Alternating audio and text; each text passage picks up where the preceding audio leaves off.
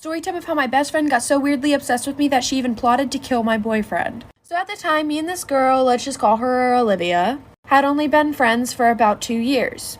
I mean, we really did everything together. We were with each other 24/7, and I mean, we were pretty good friends. But the only thing about our friendship is she did not like when I had other friends. I mean, she didn't have any other friends herself, but literally she would joke around about strangling my other friends because she didn't like when I gave my attention to anyone else. But honestly, I just thought of it as a joke. And then I started dating this guy, let's just name him Jacob. He was probably the sweetest guy I had ever met, and he was a real simp for me. So we started dating and about 4 or 5 months go by, and he started getting these texts from a random number. And it would always be cringy things like leave her or you die, get away from her, and like stupid cringy threats. Then one night, me and him were just hanging out. Then he gets a text with his exact address saying he had till tonight to leave me or he wouldn't see another day.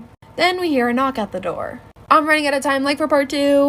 What is the worst interaction with another human you've had in 2020? I'll fucking go first. I asked a girl out on a date, picked her up, drove her to the fucking restaurant. Right when we parked, she tells me, I don't think I really want this to be a date. What? I had no fucking idea what I should do. So I just fucking go into the restaurant with her. We sit there like we're strangers the entire time. I had just like blown up a little bit on TikTok. I made a fucking video about the situation and I asked everyone on TikTok what the fuck I should do. As I'm sitting at fucking dinner, my fucking phone just goes crazy. Fucking video goes viral. I'm like reading the comments at dinner, laughing my fucking ass off. I get up to go to the bathroom and my fucking waitress stops me and she says, I just got off my fucking break. I just saw your fucking TikTok.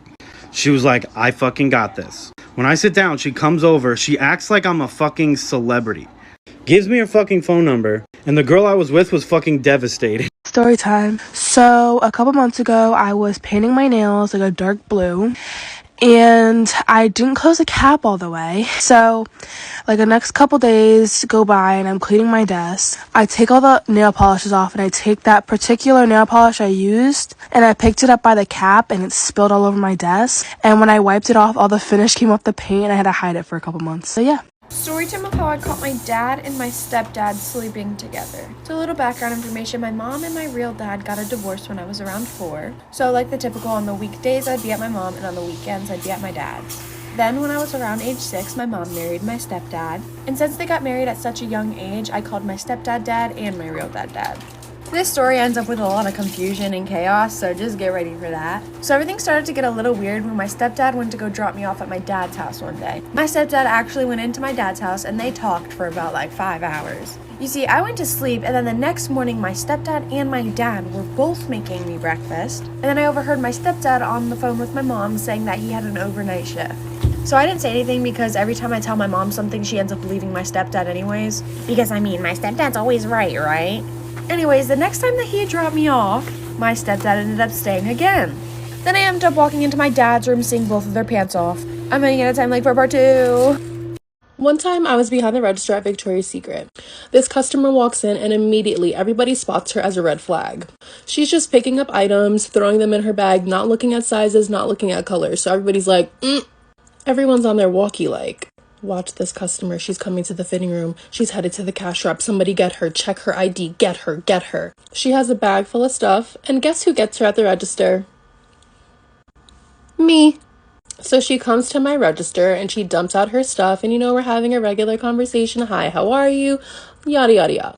Her total comes up to probably between $700 to $900. It was expensive. My manager is at the register next to me talking to me on the walkie.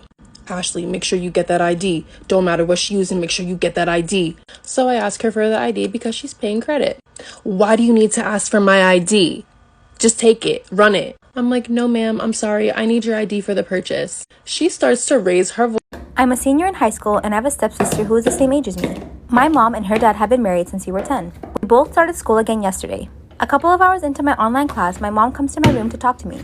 She said that since I have more than enough money to put myself through college, how would I feel about sharing some of that money with my stepsister who does not have enough money? I lost my paternal grandparents 3 years after I lost my dad, so I inherited a lump sum of money. My mom and stepdad had saved some money, but a few crappy things happened to our house, so now apparently there's not enough for my stepsister to go to college. But I don't feel responsible to put her through college. I also don't feel like my paternal relative's money that's now mine should be used for her. She was nothing to them, and if we're being real, we have no relationship beyond living in the same house either. I told my mom no. She said she was disappointed in me. Later on that night, my mom and her husband pulled me into the kitchen to discuss some things. They told me I'm being selfish and that she's my sister.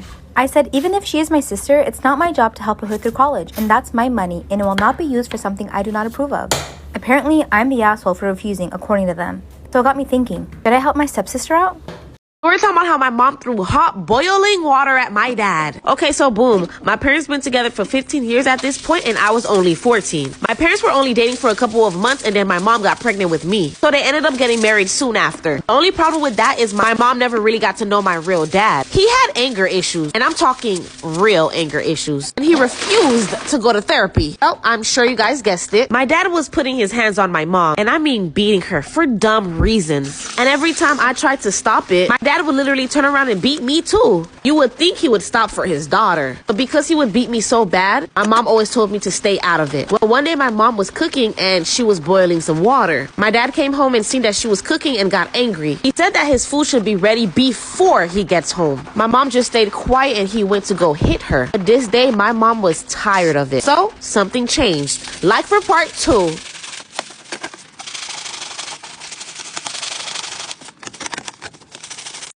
Story time about when my mom caught me doing it with my best friend. I was 16 at the time, and there was this new boy that moved in across the street from us. He was super cute, and I noticed him right away. My parents were super strict. I wasn't allowed to have a boyfriend or even any guy friends, and I knew right away that I wanted to at least become this guy's friend because he was so cute. So one day I told my mom, hey, why don't we take cookies or something to welcome the new neighbors in town? And my mom was like, that's a great idea. So we end up going over and we meet them. They're really nice. And the cute boy comes downstairs and he tells his mom he's going to go to Bible study. Well, when we get home, I tell my mom, hey, you know what? Maybe I should join a Bible study group too. And my mom was like, great idea. She even told me to go ask him about it since he had mentioned it. One day he's mowing the lawn, so I decided to go talk to him and ask him about the Bible study group. He actually ended up taking me there that same day and we had a fun class. Over the next few weeks, we became really, really good friends. Best friends. We told each other everything. But there was always a track. I literally want to cry. So if you didn't know, I have a sister and her name's Ashley. And we both have boyfriends. And every night we both fall asleep on the phone with our boyfriends. So one day we're all hanging out and we're like just talking. And my sister's boyfriend looks at me and he's like, you need to stop going into your sister's room in the middle of the night. And I look at him and I'm like, what are you talking about? I don't have a reason to go into her room. Like I don't go into her room, especially in the middle of the night. Then my boyfriend hops in the conversation and he's like, no.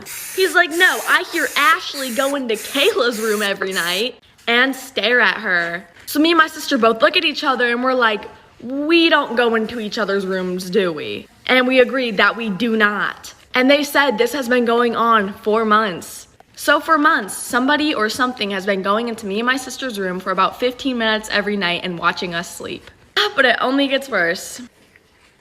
Story time on how I caught my boyfriend cheating on me, so I stole his side piece and made her my girlfriend. Okay, so boom, we jumping right in. I've been with my boyfriend for 3 years and he knows that I'm bi. But it was one of those situations that you're with a guy for so long, people forget that you're even into girls. Because obviously I'm faithful to my man, but can't say the same for him. My boyfriend started to do the typical signs of a cheater. He was always texting and smiling on his phone. He was starting to see me a lot less. And he was giving excuses to why we never slept on the phone together anymore. Well, one night I was finally sleeping over and I knew this was my one chance to look through his phone because I probably wasn't going to see him for another week or two. While he was sleeping, I took his thumb and unlocked his phone. It didn't take me long to find his side piece. It hurt me so much to see him say he missed holding her and kissing her and a lot more graphic things. I went to his Instagram friend list and I put her name and I found her. Then I followed her. I put his phone back and then I left. And this is the beginning of the end. Like for part 2.